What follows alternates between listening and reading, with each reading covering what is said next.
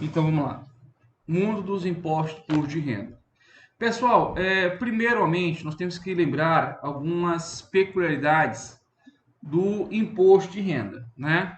Primeira delas, pessoal, e talvez uma das mais conhecidas, que é um tributo da modalidade impostos nominados de competência tributária privativa ou ordinária da União. Então, quando a gente fala do imposto, pessoal, a gente sabe que existe os impostos nominados, aqueles do artigo 153, 155 e 156 da Constituição. Temos os impostos residuais do 154, inciso 1, e temos os impostos extraordinários, no caso pontual, de guerras externas ou de sua iminência, né, 154.2. Então, nós temos, portanto, três modalidades de impostos no Brasil: os impostos nominados, os impostos residuais e os impostos extraordinários. No Brasil, adotamos uma única hipótese de impostos extraordinários, que é os impostos extraordinários de guerra externa ou sua iminência. É interessante observarmos que não é somente a ocorrência factual da guerra, mas uma situação ficcional provável de uma guerra também é fato gerador do tributo, tá? Então a gente pode ter uma situação hipotética de iminência de guerra e, mesmo sendo uma situação em potencial, ter pontualmente a cobrança do imposto extraordinário. Bom, então, dentro dessa tipologia, nós temos o quê? O imposto de renda, que é um dos tributos da competência tributária privativa ou ordinária da União. Outro ponto que desperta a atenção dos impostos, no caso do imposto de renda, é que ele é, pessoal, um imposto de natureza, é um tributo de natureza fiscal. Bom, qual é o sentido de um tributo ser de natureza fiscal? O sentido de um tributo ser de natureza fiscal é o fato pontual que a sua finalidade, o elemento teológico dele, teleológico, perdão, é pontualmente o que é a arrecadação, tá? Então, a sua essência, né, o seu sentido maior é a arrecadação de tributos, elevando receita pública derivada em proveito dos cofres públicos. Então, o sentido pontual é este, de arrecadação. Agora, nós sabemos também que o imposto de renda é o principal fonte de arrecadação e de distribuição de receitas públicas derivadas. Por que distribuição? Nós estudamos isso na nossa, acho que terceira aula, isso, que a primeira aula foi a parte geral de tributos. Nós tivemos dois encontros, 2 sábados. Nós tivemos um segundo encontro, que é a parte processual, e aí no terceiro nós começamos a falar do direito financeiro. E aí apontamos gráficos, né, ilustrações teóricas e também conceituais práticas da matéria, e identificamos que o principal agente, principal player que viabiliza a repartição de receitas públicas derivadas no Brasil é a União. E isso justifica porque a União ela é o principal argoz, né, por assim dizer, de cobrar tributos. Isso justifica-se pelo desenho do Pacto Federativo Brasileiro, em que a União é a unidade federativa central. Então, a União ela é o principal arrecadador de tributo, principal responsável pelos tributos no Brasil. E a IAT Contínuo, nesse sentido mesmo, é o principal, portanto, distribuidor desses recursos. E grande fonte desses tributos, que é repartido, né, que é dividido com as outras unidades federativas, é indiscutivelmente em razão pontual do imposto de renda. Então, o imposto de renda é o tributo que é mais fácil para o fisco cobrar. Sabemos que o lançamento do tributo que envolve imposto de renda é um lançamento por homologação ou autolançamento, onde define-se um prévio pagamento antecipado. Fica o contribuinte ou sujeito passivo responsável sob a obrigação de prestar informações quanto à matéria de fato e de direito, e o fisco federal fica sob a condição resolutória de posterior homologação. E aí nós vamos ver pontualmente esse fenômeno de uma forma mais prática. Então, o imposto de renda é indiscutivelmente o tributo que mais arrecada, segundo o olhar constitucional e legal brasileiro. Ele é munido, portanto, de prerrogativas que justificam ele ser o principal. Nós estamos falando aqui de um plexo pontual de incidência que é sobre a renda ou provém de qualquer natureza. E a base pontual da sistêmica do tributo é identificar a revelação de riqueza, haver incidência tributária. É o famoso revelare, né? Revelou riqueza, revelou incidência de carga tributária. Então, a renda e os proventos de qualquer natureza, e eles sempre estão associados a um fenômeno chamado acréscimos patrimoniais. Então, a gente pode já começar a desenhar alguns outros aspectos deonticos importantes, que é o quê? É a situação em que reverbera o seu fato gerador. Então, vamos colocar aqui, ó, o fato gerador. O fato gerador. O seu fato gerador, pessoal, ele é em si o acréscimo ou também a revelação de ordem patrimonial. Mas não professor, desculpa lhe atrapalhar, mas é porque as meninas estão tentando entrar na sala, na aula. Não, claro. Vamos ver aqui. Tem duas. Vanessa. Eita. Ô, gente, tudo bem? Desculpa. Já estou dentro de sala de aula. Que beleza. Vamos continuar, né? Vamos lá, pessoal. Então, o que eu falei há pouco é a questão do fato gerador. O fato gerador, ele reverbera o que no imposto de renda? Ele reverbera um acréscimo ou uma revelação de ordem patrimonial. É a base e a essência da tributação mundial, é haver um acréscimo de ordem patrimonial. Então, quando a gente fala do incidência do IPTU, é porque houve um acréscimo patrimonial, que é a propriedade sobre um prédio territorial urbano. Se a gente fala a questão do IPVA, é porque houve um acréscimo de ordem patrimonial, mesmo que seja por força de um contrato de financiamento, mas houve uma revelação de riqueza, houve um acréscimo patrimonial em que justifica a tributação. Então, o indivíduo, ele sempre vai despertar um olhar, né, um olhar ambicioso do fisco, posto que se há uma revelação de riqueza, há dinheiro. Se há dinheiro, tem que haver o fenômeno da cobrança do tributo. E vimos isso na nossa primeira aula, que tributo, abre aspas, é toda prestação pecuniária compulsória, em moeda ou cujo valor nela se possa exprimir, que não constitui sanção de ato ilícito, instituto de lei e cobrada mediante a atividade administrativa plenamente vinculada. Então, tudo isso vai despertar, ponto fechado. Isso tudo vai despertar o fato de que havendo o acréscimo ou a revelação de riqueza, demonstra pontualmente o quê? A incidência da carga tributária. Mas temos exceções. Por exemplo, os empréstimos compulsórios podem se incidir em razão de uma calamidade pública. Acabei de há pouco de falar também dos impostos extraordinários. O fenômeno do fato gerador dele é uma guerra ou sua iminência. Mas, a grosso modo, 99,99999%. Hoje, 100%, né, praticamente. Mas dos tributos é em razão do despertar, né, da inclinação que demonstra uma revelação de riqueza. Agora, qual é essa revelação, qual é esse acréscimo de ordem patrimonial? Isso que é o ponto que nos interessa.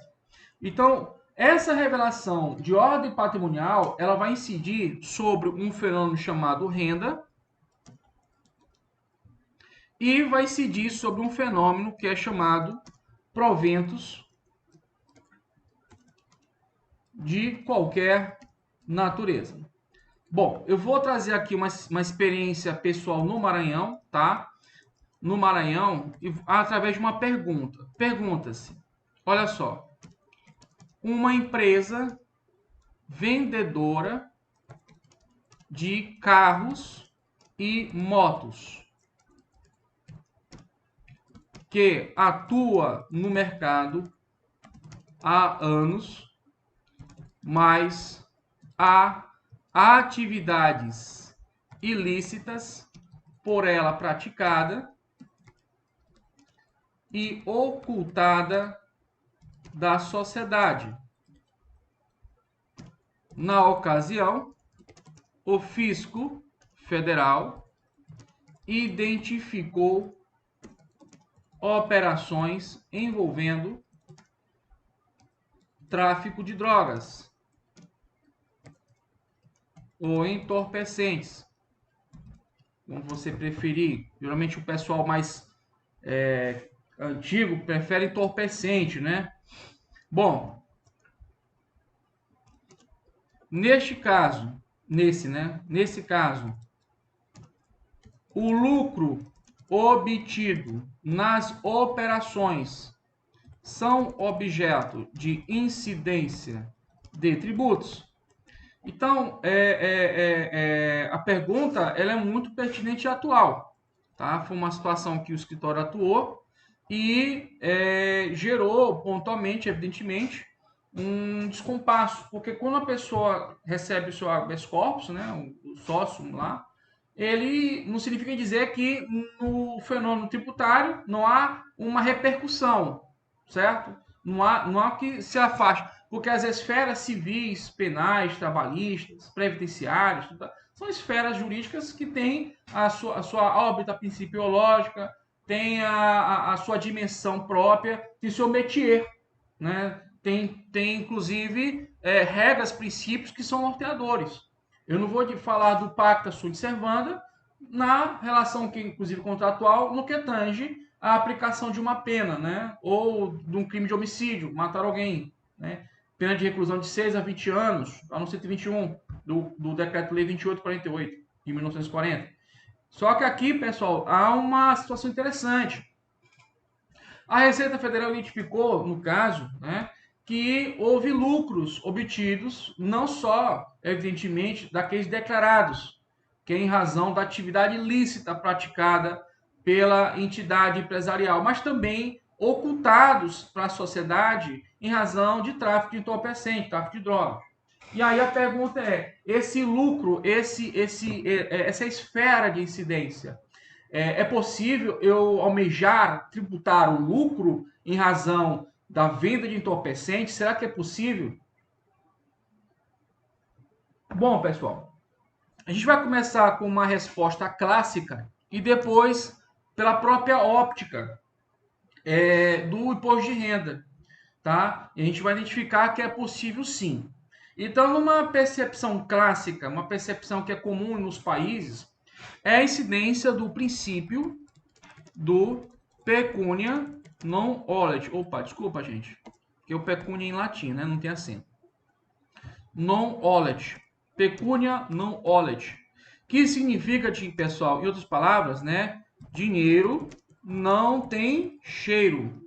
Em outras palavras, dinheiro não tem cheiro, né? Mas, professor, explique de forma teórica. Vamos lá. Como princípio, ele bebe a sua fonte aonde? Nas metanormas. As metanormas, elas estão muito além do sistema de normatividade. Então, vamos pegar aqui o Código Penal. Matar alguém, pena de reclusão de 6 a 20 anos. Qual é o valor que ali ela bebe? Qual é a dimensão axiológica? É a vida, né? E veja, matar alguém. Matar é verbo transitivo direto. Que mata, mata alguma coisa ou alguém. Ali não está falando de matar um papagaio, um periquito, um elefante, um leão, um cachorro, um gato. Não, está falando de matar um ser humano, um homo sapiens. Então, matar alguém, pena de reclusão de 6 a 20 anos. Então, o valor de onde que bebe ali é a vida.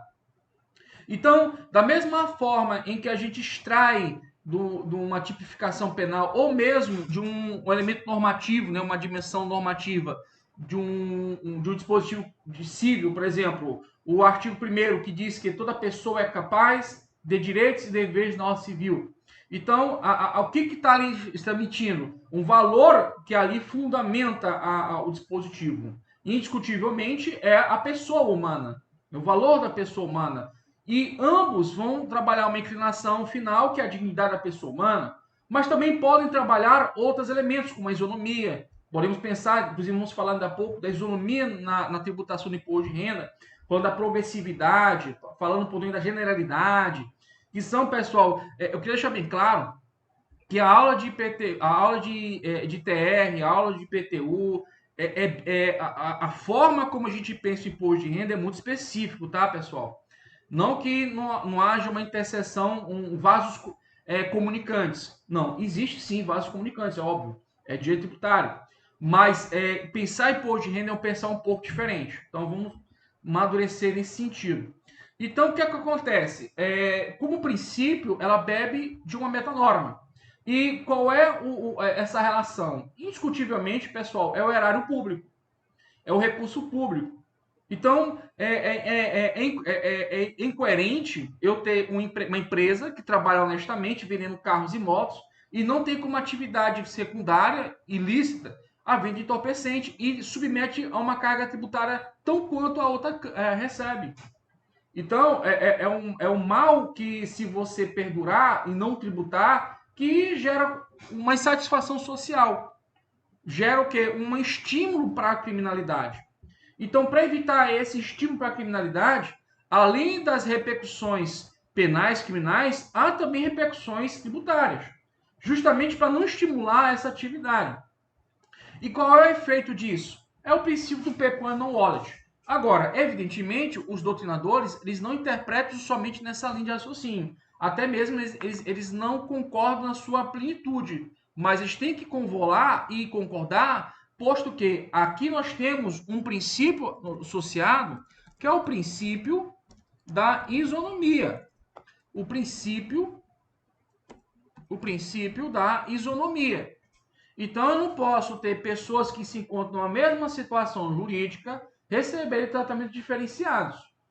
E mesmo em situações em que pondera a desigualdade, eu não observar suas peculiaridades que emergem desigualdades. Então, eu tenho que ter uma visão, aquela que a gente trabalha na Grécia, da régua de Lesbos, que é aquela régua que contorna e busca uma equidade, uma justiça, uma proporção correta das coisas. Então, pessoal, nesse contexto pontual, o princípio do peculiar non olet, ele é aplicado aqui perfeitamente. Ele tem uma jaez, ele tem uma justificativa teórica muito forte, que é evitar situações de quê? De comportamentos jurídicos tributários em que vão privilegiar pessoas que praticam ilícitos. É muito claro o motivo, né, a jaez desse princípio. Agora, pessoal, numa visão tributária fria, tá?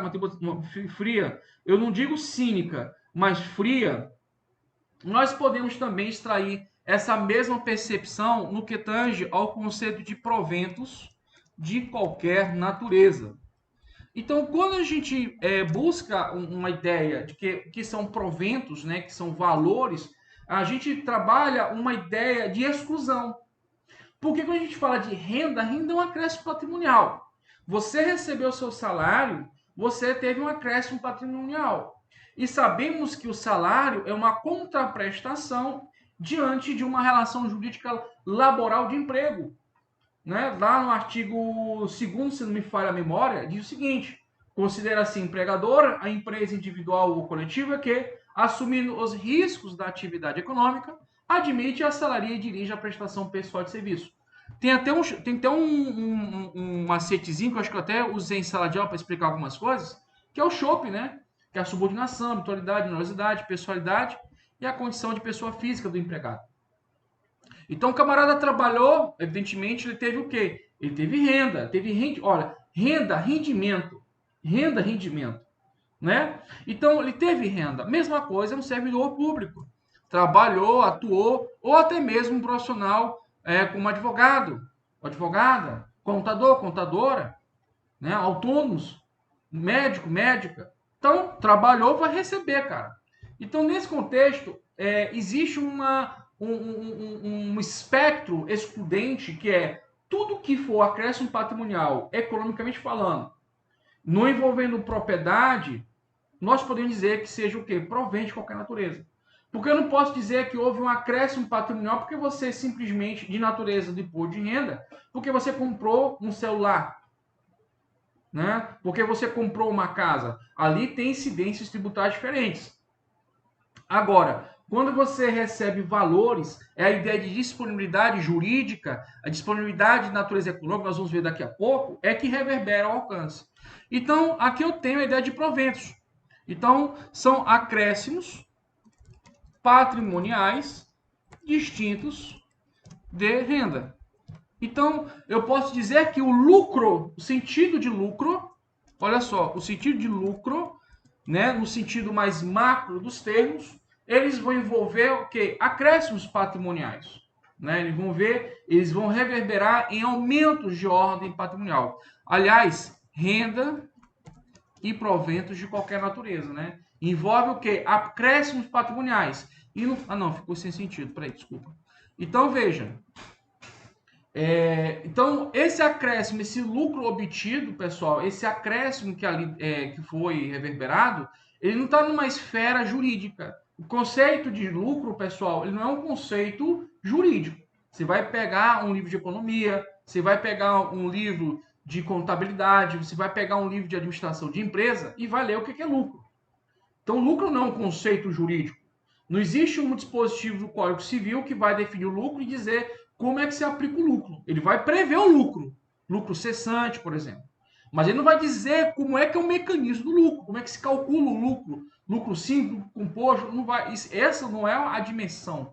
Por quê? Porque a sua esfera de atuação é completamente diferente. É diferente da prestação de serviço. Que ali nós temos um conceito econômico de fato, mas mais ainda um conceito jurídico. Então, somando esses fatores, pessoal, justifica a tributação. Justifica a tributação. E aí, o que você pode trabalhar no que tange aqui? Você pode trabalhar, pessoal, é a questão pontual da incidência dessa carga tributária. Que aí você pode discutir, sim. É algo inegável, né? Houve um plantio lá, uma venda de entorpecente, você não vai negar um fato. Aliás, porque perante fatos não há argumentos. Então, fato é fato. Agora, você tem argumento, pessoal. Você tem como trabalhar para diminuir mesmo aqui a carga tributária. Bom, dentro desse contexto pontual, eu queria tangenciar outras informações também de riqueza de detalhes, riquezas de considerações. Bom, antes de mais nada, eu queria lembrar vocês que o imposto de renda, pessoal, ele tem uma lógica muito interessante, que é o seguinte: quanto maior a renda e os proventos de qualquer natureza, maior a carga tributária. Portanto, o imposto de renda é um imposto de natureza progressiva. Então, aplica-se o critério, alguns chamam de princípio, da progressividade do imposto de renda em relação ao aumento dos rendimentos. Então, quando a gente analisa esse espectro, aumento da carga tributária em razão pontual do aumento pontual dos rendimentos, aqui a gente tem que ter um cuidado. Opa, entrou algum aluno aqui. A Laiane. Olá, Laiane, tudo bem? Seja muito bem-vinda, viu? Estamos aí. Então, essa progressividade, pessoal, do imposto de renda é interessante. Sabe por quê? Porque ela vai implicar no aumento da alíquota média. Olha só que lance. Ele vai implicar no aumento da alíquota média, tá? E esse aumento da alíquota média, pessoal, vai trabalhar o quê? Vai trabalhar um aumento da carga tributária. Então, é como se fosse, pessoal, a seguinte situação. Quanto mais tu recebe, mais tu paga tributo. Quanto mais tu recebe, mais tu paga tributo. Professor, então não vai. Você vai dizer assim, professor, então não vale a pena trabalhar. Porque, poxa, o trabalho vai aumentar. Trabalho mais vai aumentar? Calma. Nós temos a progressividade, mas ela tem tetos. Então, essa relação de progressividade, pessoal, ela é equilibrada esta relação de progressividade é equilibrada diante da faixa de tetos, tá? Faixa de tetos. Nós vamos ver daqui a pouco isso. E associado a essa referência, nós temos que lembrar que essa progressividade ela está intimamente associada. Deixa eu colocar aqui. Esta progressividade está associada, né, à progressividade, ao princípio, alguns chamam de princípios, tá? Da capacidade contributiva, outros chamam de também econômica. Alguns chamam de critério, né? Princípio ou critério da capacidade contributiva ou capacidade econômica.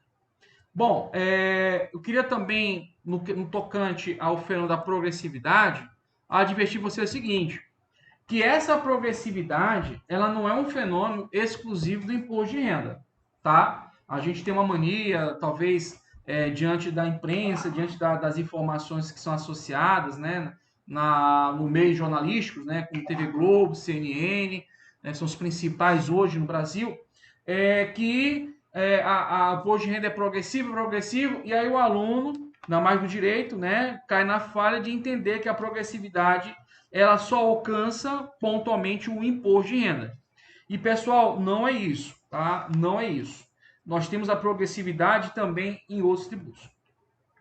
Primeiro ponto que a gente tem que analisar, pessoal, até um tema de concurso, para quem quer fazer alguma coisa, é o famoso artigo 145 da Constituição, que é um dos dispositivos, né, que é muito ventilado, né, seja no exame de ordem, que vocês já fizeram, no caso a maioria, ou também no concurso, etc.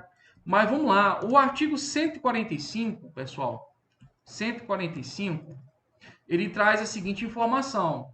Ele diz o seguinte, sempre que é possível, os impostos terão caráter pessoal e serão graduados segundo a capacidade econômica do contribuinte. Como eu falei para vocês, capacidade contributiva ou econômica. Aí você escolhe da forma como você quer trabalhar.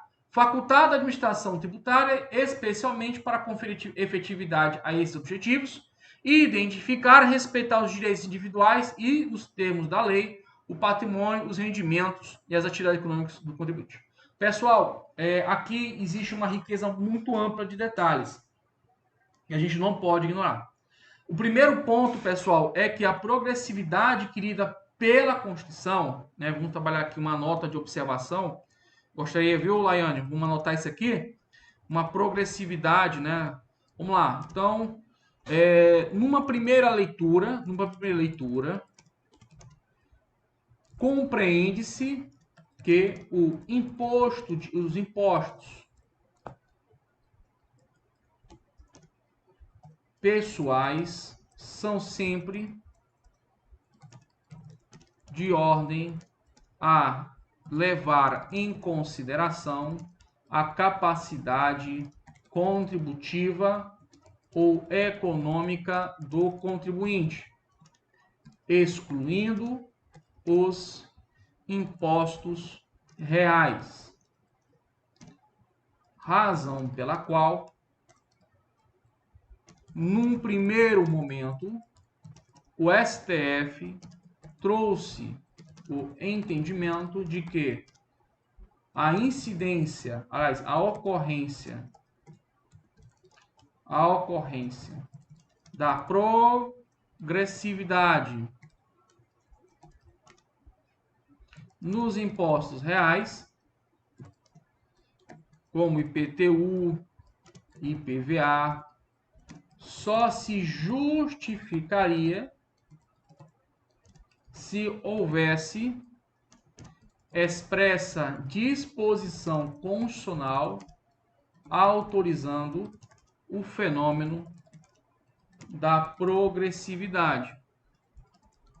Então, pessoal, nesse primeiro início de conversa, o Supremo Tribunal Federal ele traz esse entendimento.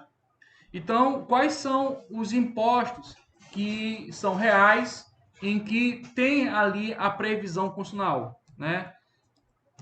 Nesse sentido,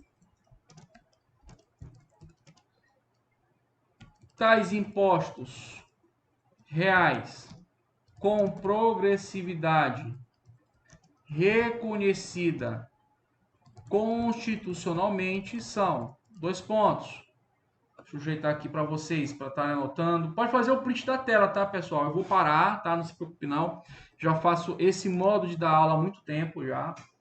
Então, vamos lá. É o ITR. Veja que IPVA está fora, tá? Artigo 153, parágrafo 4º, no seu inciso número 1. Nós vamos já ler ele. E temos aí, viu, Laiane? Olha só, massa, pessoal.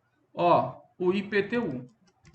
Artigo 156, parágrafo 1º, inciso 1 e 182, parágrafo 4º, inciso 2 da Constituição. Pessoal, como eu falei para vocês, eu vou ter que mandar um outro link, tá? Então, eu vou fechar esse link, tá bom? Não se preocupe que isso aqui não vai apagar. Vocês vão anotar, fazer o print, tá ok? Eu vou mandar um outro link para vocês. E, Márcia, eu posso mandar para ti e tu passa para o pessoal? Tem algum problema? Pode mandar, professor. Beleza. Ó, vou gerar aqui na frente de vocês um novo link. Vou mandar aqui para Márcia, tá, galera?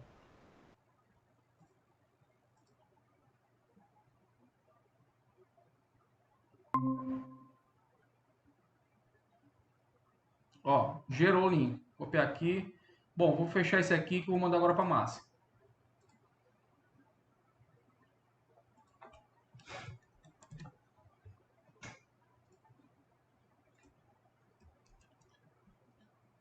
Ó, doutora, mandei para a senhora. Certo. Pronto, pessoal. Vou sair daqui porque não tem sentido a gente estar com essa câmera, né? Porque a gente não está mais aqui. Bárbara, Laiane, é o novo link, tá, gente? Vamos lá.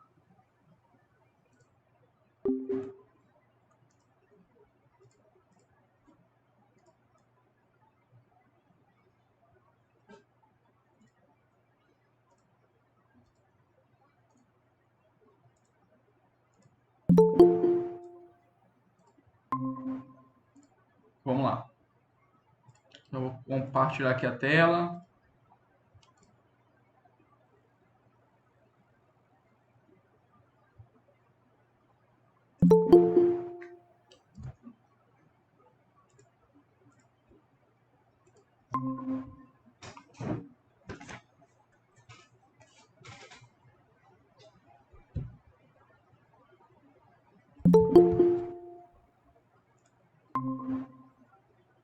Deixa eu tomar uma água. Esqueci de beber água. Falando. Pessoal, tá legal a aula? Estão conseguindo visualizar fenômenos, coisas? Tá legal? Tá sim, professor. Beleza. Pessoal, isso aí é a parte do tributário que mais vão te perguntar no escritório. Tá? É o que mais vão te perguntar, mais vão haver. Então, eu trouxe um caso pessoal, porque acho que fica legal de você eu sou atuante na área tributária. Mas, pessoal, mesmo você sendo atuante na área tributária, você pode ter certeza absoluta que você pode ter demandas híbridas. Você pode ter, por exemplo, situação de sonegação fiscal. Eu acho que a faculdade ela poderia pensar numa disciplina como essa, né? Pelo menos de um encontro, né? Tratando de sonegação fiscal. E aí a gente trabalha, né? Acaba que o tributarista, né? Ou o profissional que lida com o tributário, ele acaba estudando também até porque ele tem que dar uma resposta para o cliente. Situações que envolvem sonegação, pessoal, né? Situações que envolvam sonegação. Faltou a Laiane, né? A Laiane e a Bárbara, né? Bárbara é uma nossa aí, né? Então, assim, a gente tem que estar afiado com essas questões. Deixa eu verificar aqui no celular se está tudo certinho. Yasmin tá aí? Tá. Yasmin, Vanessa. Márcia, tu colocou no teu grupo?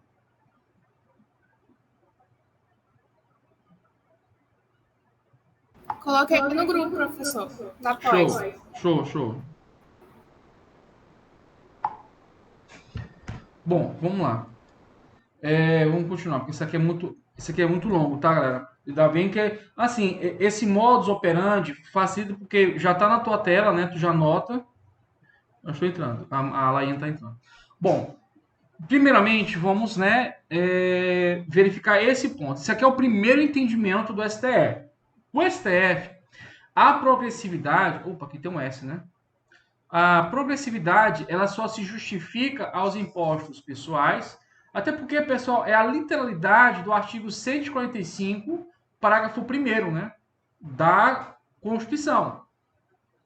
E isso reverbera que nos impostos ditos reais, botei IPTU e IPVA, né, podia botar bem o ITR aqui, né, mas coloquei ali embaixo, quem quiser colocar, mas está aqui embaixo, não tem problema nenhum. Só se justificaria se houvesse o quê? Expressa exposição constitucional nesse sentido, autorizando. Né? Autorizando. Então, esse é o primeiro entendimento do Supremo Tribunal Federal na matéria. Tá? Que a progressividade seria uma característica própria, pontual, dos impostos ditos pessoais, e nesse interregno, nesse sentido pontual, para que os impostos ditos reais fossem também progressivos, ou seja, levassem em consideração a capacidade contributiva ou econômica do contribuinte, deveriam ter o que? Expressa disposição. Então, a válvula de escape para que haja o aumento desse rol, que seria, segundo o Supremo, no primeiro momento, o que, pessoal? As emendas constitucionais. Então, as emendas constitucionais, elas seriam a nossa válvula de escape, né? Elas seriam, portanto, o viés para haver o aumento das hipóteses de impostos reais com esse métier de considerar a capacidade contributiva econômica como um fenômeno a represtinar o aumento da carga tributária. Então, seria esse o sentimento, o pensamento trazido pelo Supremo Tribunal Federal. Vou destacar aqui para vocês, né, um julgado em especial, à luz do artigo 145, parágrafo 1º da Constituição, que é o RE 562-045 do Rio Grande do Sul, ok? Tá? 562-045 do Rio Grande do Sul, tá bom? À luz dessa literalidade do artigo 145, parágrafo 1º da Constituição. Professor, faz aí um esquema, né, um parâmetro para diferenciar aqui para a gente, né, a característica dos impostos reais dos impostos pessoais. Pessoal, é simples. Os impostos reais são aqueles que tratam com característica pontual a coisa, não o contribuinte. E os impostos pessoais, eles levam em consideração o contribuinte. A situação da capacidade econômica do contribuinte. Então, vamos fazer aqui uma espécie de quadro. Vamos acrescentar. Hoje a turma está mais cheia, legal. Beleza, tem mais gente aqui. Vamos lá, pessoal, vamos fazer aqui um parâmetro, né, um esquemático. Vamos colocar aqui, ó, impostos reais versus os impostos pessoais. Bom, os impostos reais são aqueles, pessoal, são aqueles em que levam em consideração a característica da coisa, ou res, como você preferir, tá? Não o contribuinte. E os impostos reais, ou pessoais, perdão, é o inverso, são aqueles em que levam em consideração a característica do contribuinte.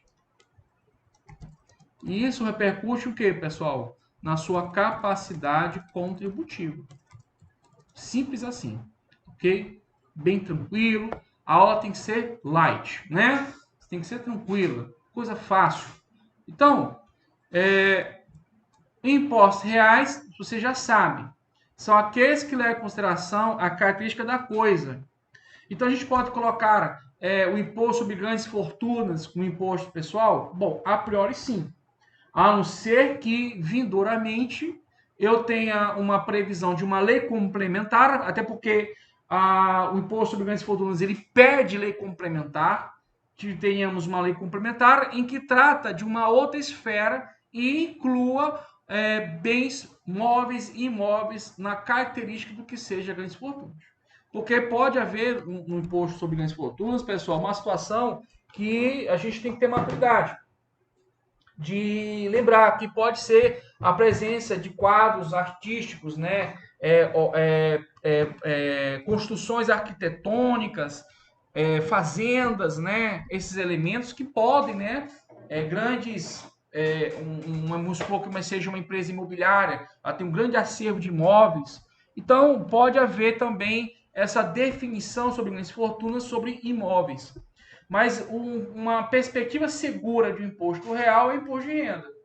O imposto sobre grandes fortunas, a gente vê alguns livros, né?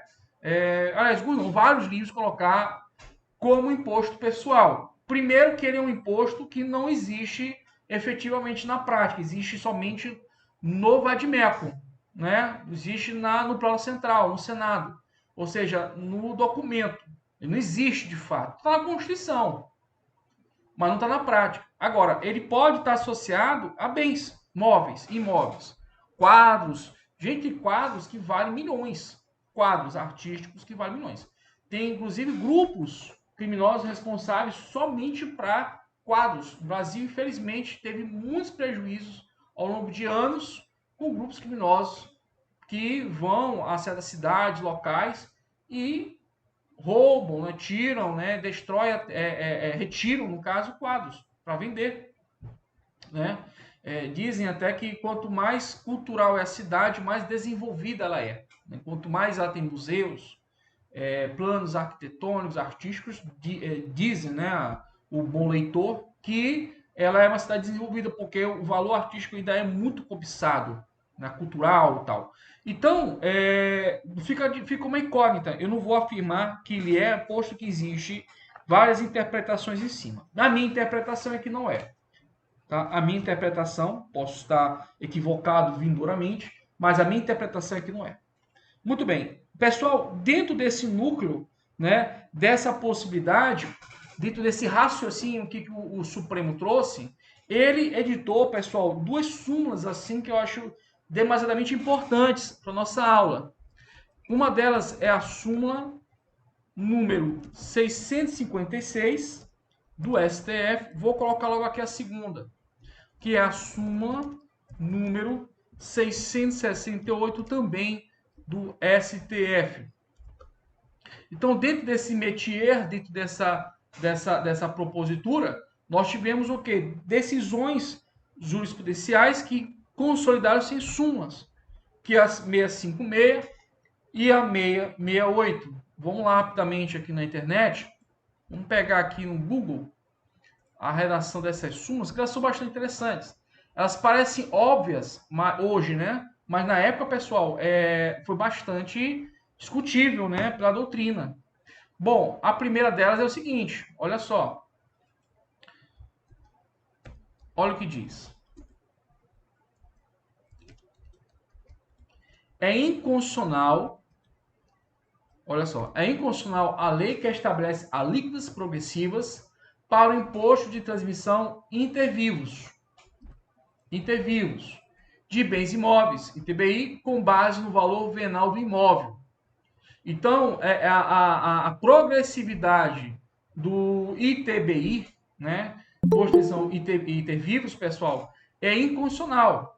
E o fundamento é sempre o mesmo, né? É sempre esse horizonte, né? É sempre essa perspectiva de que eu não posso ter uma tributação sobre um tributo, uma progressividade sobre o imposto, se eu não tenho previsão constitucional. E, por sinal, eu acho racional isso, eu acho perfeito esse entendimento supremo. Tá? Eu inclino para essa linha de raciocínio. Eu sou favorável a esse entendimento. Bom, O outro alcance, pessoal, é a súmula 668, também do Supremo Tribunal Federal, que traz também essas mesmas latitudes, mas sobre um outro olhar. Olha só. Ela traz as mesmas balizas, mas sobre um outro olhar. Olha só. Essa súmula ela é de fácil compreensão. O aluno que às vezes de primeira não pega a informação, mas assim, a gente vai enfrentar e vai te ajudar. Então, primeiro aqui é um né? Olha só. É inconstitucional a lei municipal que tem estabelecido antes da emenda constitucional 29 de 2000 alíquotas progressivas para o IPTU. Então, pessoal, ela está falando aqui que a progressividade do IPTU, elas são duas. A do 156, parágrafo 1º, inciso 1, e do 182, parágrafo 4º, inciso 2. Então, ele está falando que a progressividade oriunda da emenda constitucional 29 de 2000, perante o IPTU, é inconstitucional a sua cobrança. Então, veja, o IPTU ele tem quantas progressividades? Duas. Sendo que uma delas, pessoal, ela é o que? Inconstitucional, se for considerado a cobrança anterior à emenda constitucional número 29 de 2000. Professor, poderia explicar melhor? Vamos aqui, pessoal, defrontarmos diretamente na Constituição. Vamos ler na Constituição e entender isso aí de uma vez por todas. Bom, primeiro é o artigo 156. No 156, pessoal, nós vamos encontrar aqui o parágrafo 4º. O parágrafo 4º do 156. Olha o que diz aqui, pessoal, o parágrafo 4º do 156. Cabe à lei complementar fixar a alíquota máxima para os impostos feitos no inciso 3 e 4 e excluir a incidência do imposto previsto no inciso 4, excluir a incidência do imposto previsto no inciso 4, exportação de serviço para o exterior. Veja que esse dispositivo ele foi o quê, pessoal? Revogado. Então, o que o Supremo está te dizendo pontualmente, pessoal, dentro desse contexto, dessa latitude, é que lei municipal ela não pode estabelecer a progressividade do IPTU antes do advento da emenda constitucional 29 de 2000. Ok? Então, em razão pontual dessa disposição. Agora, existe uma progressividade, pessoal, que é interessante pontualmente a ser trabalhado, que é a do artigo 182, parágrafo 4º, inciso 2, que é bem comum para quem milita na área administrativa, que diz o seguinte: é facultado ao poder público municipal, mediante lei específica para a área incluída no plano diretor, exigir nos termos da lei federal do proprietário do solo urbano não edificado, subutilizado ou não utilizado, que promova seu adequado aproveitamento sob pena sucessivamente de: inciso 1, parcelamento ou edificação compulsórios; 2, imposto sobre a propriedade predial e territorial urbana progressivo no tempo; 3, a desapropriação. Então, veja, nesse elemento escalonar, a segunda situação para estimular a função social da propriedade urbana, pessoal, é qual? Nós temos o quê? A incidência do IPTU progressivo. Então, o IPTU ele não é progressivo na sua origem. Ele é progressivo em sua consequência de não haver o quê, pessoal? A efetiva utilização do solo urbano. Eu tive um caso pontual, eu não acompanhei de perto, mas eu tirei dúvidas, foi uma consulta jurídica. Tinha um cliente que tinha vários imóveis ali na área do Renascença, não, um pouco no Calhau, e tinha umas áreas lá dele, uns terrenos dele, e estava tendo a cobrança do IPTU progressivo, certo? A cobrança do IPTU progressivo. E, logicamente, ele conduziu, né, me levou até o local, vi. E uma coisa que eu falei: por que o senhor não edificou nada aqui? O senhor tem que fazer no mínimo uma edificação. E aí ele construiu uma casinha pequena. Eu falei: não, faz um muro nessa área toda, edifica a casa, edifica a área. Porque a edificação ela é uma forma de você justificar a efetiva utilização da propriedade. A edificação, portanto, ela te proporciona especificamente ao quê? A utilização efetiva da propriedade. Então, pessoal, no caso em comento, foi afastado categoricamente o quê? A carga tributária, porque ele fez o quê? A edificação da casa, do imóvel lá localizado, tá? Bom, dentro desse contexto pontual, vamos aqui ao 156, parágrafo 1º.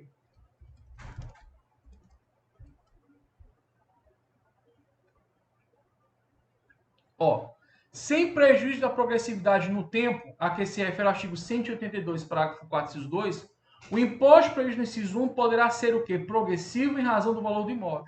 Essa progressividade, ela só se dá, pessoal, depois do advento da emenda constitucional 29/2000. Ela não pode se dar de forma o quê? Reversa. Ela não pode haver uma progressividade diante de fatos geradores anteriores à emenda constitucional. É isso que a súmula está se referindo. Inclusive, esse acréscimo na Constituição, ela informa que existem duas progressividades. Uma progressividade em razão do tempo, mas essa progressividade em razão, em razão do valor do imóvel é dado a partir da emenda constitucional 29/2000 e a progressividade anterior do artigo 182, parágrafo 4º, que acabamos de ver. Bom, pessoal, dando seguimento, há alguma dúvida ou a gente pode tocar o barco da seguimento? Sem dúvidas, professor. Vamos lá, então. Turma, dentro desse contexto pontual, impostos reais, impostos pessoais, então esse aqui, pessoal, é o primeira leitura, né? Uma primeira leitura por parte do STF. Bom, agora, pessoal, numa segunda leitura, frises do artigo 145, parágrafo 1º da Constituição, o Supremo ele mudou seu entendimento. Por quê, pessoal? Ele enfrentou pontualmente um caso da progressividade do ITCMD. Então, quando o Supremo ele enfrentou a questão da progressividade do ITCMD, tem uma situação irônica aqui envolvida. Na Constituição, ele define, ele traz um comando constitucional em que autoriza que a matéria do ITCMD, em certos aspectos, seja objeto de disciplina dada por resolução do Senado Federal. Então, a Constituição ela autoriza que o Senado Federal venha disciplinar certos aspectos quanto à alíquota máxima do ITCMD. E, nesse contexto, houve o advento de resolução senatorial, que é a 9 de 92. Então, o Senado Federal, ele disciplinou, ele veio a disciplinar exigência constitucional. E no que ele disciplinou uma exigência constitucional, ele trouxe a previsão da progressividade do ITCMD. Então, ele trouxe a possibilidade de alíquotas progressivas com base no valor do quinhão recebido por cada herdeiro. Nós sabemos que o ITCMD ele está ligado, ele está direcionado, ele está referendado ao quê? Ele está ligado, referendado pontualmente a um fenômeno causa-morte. Né? Sucessão, causa-morte, morte. Então, diante da morte, há o quê? Há, evidentemente, a exigência da cobrança do ITCMD. Agora, como é que vai haver a fixação da alíquota máxima? Pela Constituição, seria pelo Senado Federal. E isso veio, a alíquota máxima do ITCMD, pessoal, autorizada pela Constituição, de 8%. Só que associado a isso, houve a previsão pontual de a progressividade do ITCMD. Bom, o que aconteceu? Diante dessa resolução, no Rio Grande do Sul, uma lei gaúcha, ela trouxe essa previsão, essa fixação, ou seja, ela foi à frente, ela se anteveio e já, com base na resolução do Senado Federal, já trouxe uma disciplina, inclusive trazendo a previsão da progressividade. O que aconteceu?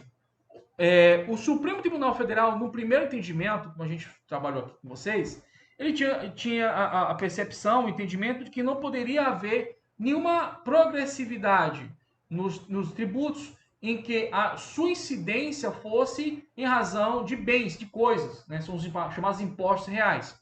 Então, numa primeira leitura do artigo 145, não poderia o imposto real ter alíquotas, né, a previsão de alíquotas progressivas, seja em valor do bem, valor do tempo, em razão do tempo, não poderia haver essa conjectura.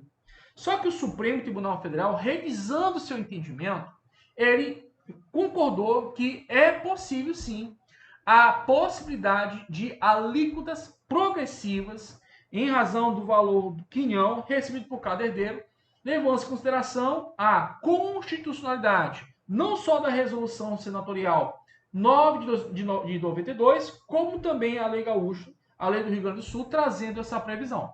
Então, o Supremo Tribunal Federal ele fez uma releitura, né, do dispositivo. Então, nessa segunda leitura, essa releitura, o Supremo trouxe o entendimento de que é possível, sim, a progressividade do ITCMD. E veja, pessoal, que essa progressividade ela se justificou não em razão da lei gaúcha, que foi também objeto de impugnação, mas em razão da resolução do Senado Federal trazendo a progressividade. E a gente sabe, né, dentro do estudo de direito constitucional, que as resoluções senatoriais elas são normas primárias. Então, da mesma forma que a lei é uma norma primária, as resoluções senatoriais elas são normas primárias.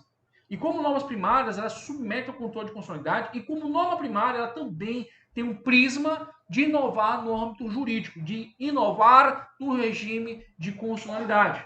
E veja, essa inovação ela não partiu de uma emenda constitucional, como aconteceu aqui, pessoal, com o IPTU. Não partiu de uma emenda constitucional. Essa inovação partiu de quê? Partiu essencialmente de uma resolução que tem um peso de norma legal. Então vamos fazer aqui um microtexto para a gente concluir essa passagem e já indicando para vocês o julgado e o tema, tá? Vamos lá. Numa segunda leitura, frises do artigo 145, primeiro, com o advento do julgamento do... Só pegar aqui, pessoal, de cabeça eu não sei. 562 045 do Rio Grande do Sul. Em 2013, agora vamos lá. Em 2013, resultou, inclusive, no tema 21, o STF trouxe uma revisão, por assim dizer, de seu entendimento pacificado, entendendo pela possibilidade da progressividade nos impostos reais, independentemente da existência de uma emenda constitucional a autorizando. O caso em comento, envolveu o ITCMD,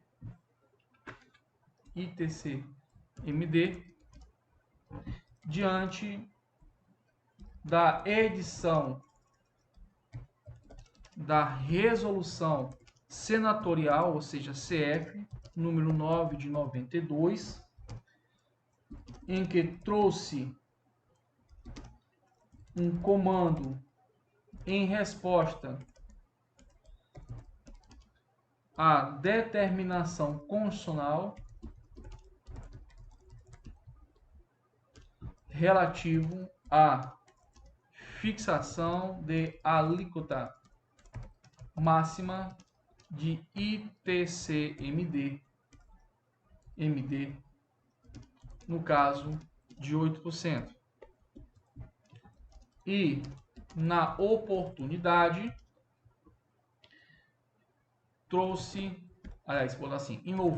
inovou na previsão de alíquotas progressivas com base no valor do quinhão recebido por cada herdeiro. Beleza. Ficou legal, né? Cada herdeiro. Na ocasião, o STF reconheceu a constitucionalidade de uma lei gaúcha, só não me recordo o número da lei, tá, pessoal? A lei gaúcha e da própria resolução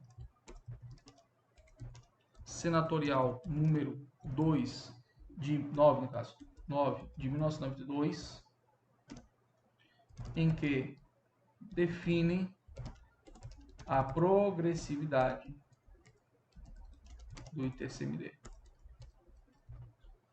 Então, lembrei. Tal progressividade vem a refletir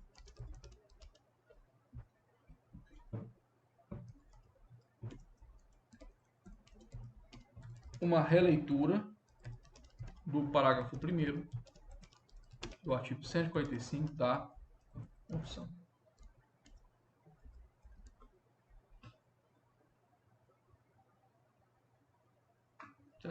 Então, pode perguntar, professor, quais seriam os fundamentos, né? Os fundamentos disso, né? Ele diz o seguinte, que a progressividade, ela poderia, sim, incidir sobre os impostos reais. Vocês estão conseguindo anotar, pessoal? Tá bom assim? Tá legal? Ó, melhorou, né? Tá aí, ó. Que a progressividade, ela poderia, sim, incidir nos impostos reais, sem problema algum, e que essa progressividade dos impostos reais não iria ferir, não iria macular a capacidade contributiva. Pelo contrário, ela ia refletir. Então, se o indivíduo tem uma mansão, né, como bem a herdar, evidentemente ele tem maior capacidade contributiva.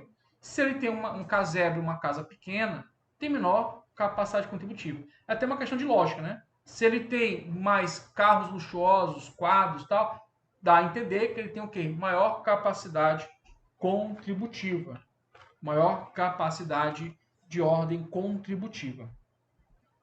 Mas aí, pessoal, não parou não, viu? Não parou não, nossa conversa. A aula imposto de renda, vocês estão com essa vantagem de ser assim escrito, né? Vocês estão vendo aqui o texto, estão amadurecendo o conhecimento, porque é muita informação, galera. Muita informação mesmo, tá? Muita informação efetiva. O imposto de renda não é fácil, é muita informação. Nós começamos na aula passada falando um pouco de empresa e tal, e até aí em ato contínuo ficou para a gente concluir alguns pontos que não for possível. Então estamos aqui. Bom, eu pergunto, senhora Laiane, Márcia, os outros mais, a Yasmin, né, estão conseguindo captar alguma dúvida? Por favor, perguntem.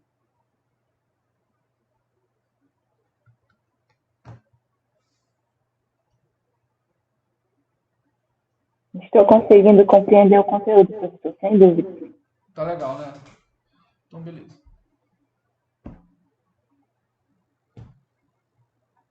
É um assunto, um dos assuntos mais interessantes. Pessoal, vou só fechar aqui a tela, como foi uma dúvida pelo chat. Deixa eu só ver aqui. Eu também. A Bárbara também está conseguindo compreender, graças a Deus, todo mundo. Então, vamos em frente, pessoal. Bom, tá, professor. O senhor falou que ainda não acabou. Por quê? Pessoal, temos uma terceira linha de raciocínio no próprio Supremo. Tá? O próprio Supremo trouxe uma nova linha de raciocínio. Esse entendimento, pessoal, ele evoluiu para que o Supremo ele entendesse que era possível, sim, que os tributos gerais, pudessem levar em consideração a progressividade. Então ele fez de uma forma sui generis, uma forma muito ampliativa.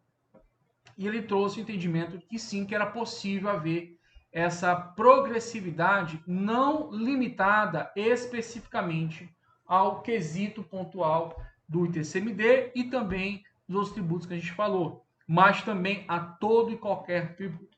E isso desencadeou depois, vindouramente, a progressividade do ITR, tá? Vamos ver um julgamento pontual e 1.038.300 alguma coisa. Foi de São Paulo, foi um agravo regimental em São Paulo, tá? Um RE. 1.038.300 alguma coisa. E em 2018 reconheceu também a progressividade do ITR. Tá? E nessa progressividade é interessante que ela não levou não somente em conta a utilização do imóvel, como se esperaria que fosse, mas também a área do imóvel. Né? Se o cara tem uma área gigantesca, uma fazenda gigantesca, milionária, maior seria também o ITR. Bom, nesse sentido, pessoal, eu concordo, mas não de forma genérica, como é o terceiro segmento de leitura do Supremo. Eu acho muito prejudicial, eu acho muito arriscado, porque pode dar margem a certas arbitrariedades. Bom, então vamos partir aqui para a terceira leitura, né? A terceira leitura. Nessa terceira leitura, pessoal, o STF reconheceu que os tributos em gerais podem ser progressivos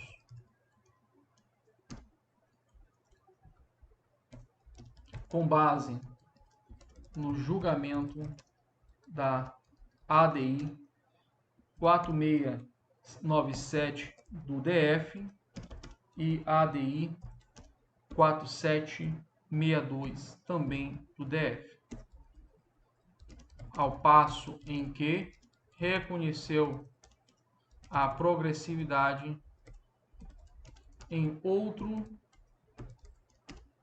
tributo, no caso, imposto real, que é o ITR, levando-se em consideração não só o grau de utilização do imóvel, mas a sua área. Esse ITR eu acho justo e louvor. Deixa eu só verificar aqui qual é o RE. Tá aqui, 1.038.357. Agravo regimental, como eu falei ainda há pouco, São Paulo, é isso mesmo, São Paulo. Bom, então a gente sabe que a progressividade ela não é um fenômeno exclusivo, tá? Exclusivo, isolado para o imposto de renda.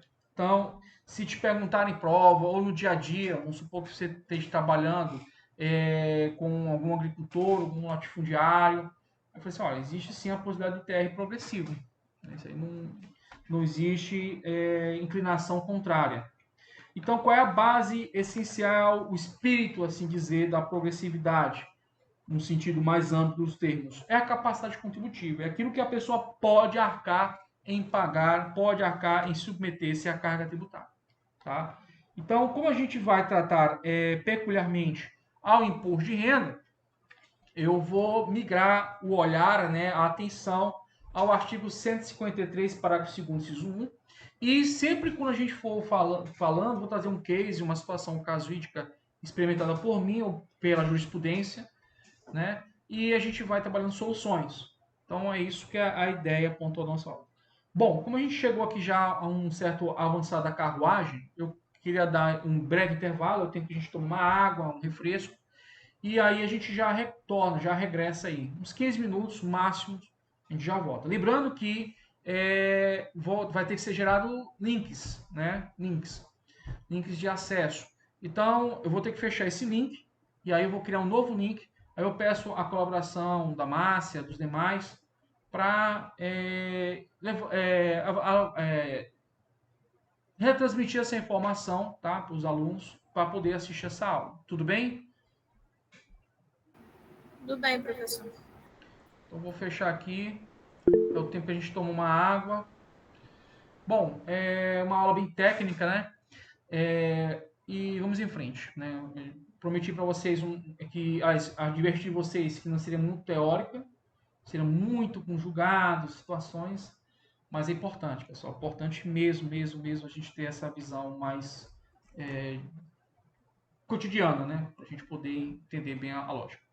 Bom, pessoal, então eu vou fechar aqui então a gravação também, né? Vou fechar aqui a gravação, porque foi até a Ana, parece, que me pediu